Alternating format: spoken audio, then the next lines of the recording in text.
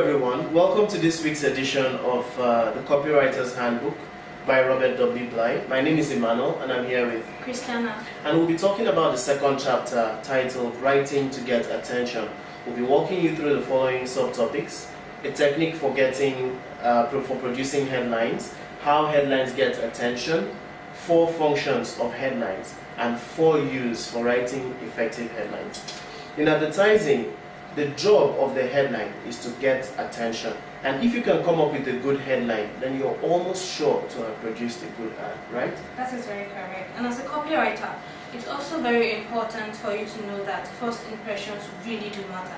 And you always want to get it right the first time. Exactly. Now, we'll move on to the technique for producing good headlines. If you want to produce good headlines, you've got to ask yourself certain questions. The first of them is, who is my customer? Your customer is your target market. Your customer is the person or the set of people you intend to sell your product to. You have to put them into consideration when coming up with a headline. Exactly. And then you need to also know what the important features of the product are. Otherwise, your copy, if your copy is irrelevant to the product, then you would not have done any selling at all. Another point is, why will the consumer or customer buy your product versus the competitor's version of that same product? You need to be able to convince them on the importance of this product, what this product can do for them, or what this product does that the competitor's product cannot do for them. And if you can sell that to them, then you're good. Yeah. Once you have these in mind, then it gives you a guide on how to position your copy for to sell effectively. Yeah. Now, let's move on to how headlines get attention. David Ogilvy in the book said that if you haven't done some selling in your copy, then in your headline, then you have wasted your client's money, right? Yeah. And it's also important to know that in all forms of advertising, like I said earlier, first impressions really do matter. What your reader reads, what your reader sees, and what your reader hears is very important, and this can determine the success or the failure of your ad. Yeah. Now we'll move on to the 4 functions of the headline. The first function of the headline is to get attention. And we've seen how headlines get attention by appealing to the reader's self-interest, right? There's also another method, giving news.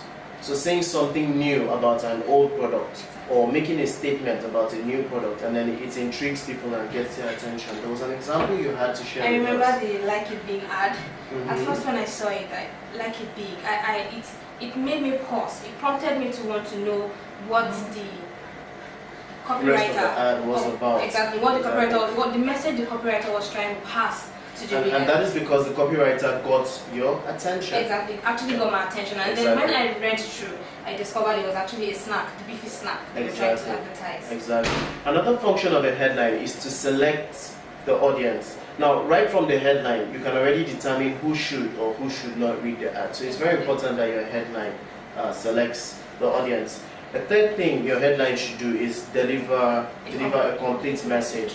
Right? I'll give an example. There's this Colgate ad we're taking a look at a while back, and we had the headline of the ad read, "Caught soon enough, early tooth decay can actually be repaired by Colgate."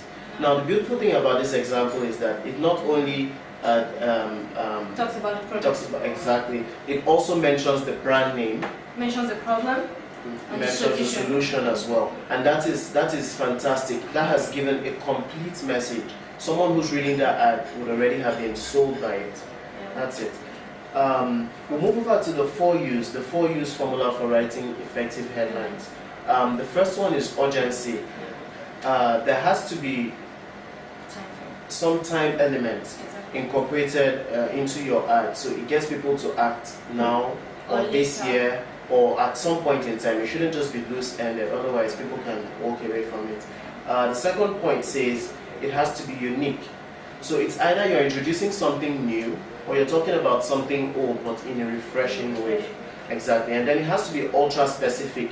Your copy, the headline copy has to focus on the product itself. And then it has to be useful. People would stop and read further if they perceive some benefit in it for them, or if there's some advantage it will bring them, or if you're giving them news, telling them something new about what product or service you're trying to sell. It is really important for a copywriter to understand. I keep emphasizing first impression because there are lots of ads out there, and you need to try hard to get people's attention. Say for example, a business executive that receives tons of emails and text messages on a daily basis. You will hardly have time to read them.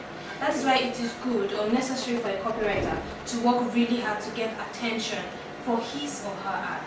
Yes, and in summary, you can get attention by promising a benefit, and once your headline is clear, promises that benefit, and is intended to sell the product specifically you're talking about, then you're good to go with your headline and then the rest of your ad. Headlines are very important. Yeah. The main purpose is to communicate ideas and information to your target market. Exactly. And basically, at the end of the day, your headline should sell your product. Exactly. All right, viewers, thank you very much for joining us this week. We look forward to the next presentation by Tosin and Janet, where they'll shed more light on other areas mentioned in the book. Have a nice time. Have a nice time.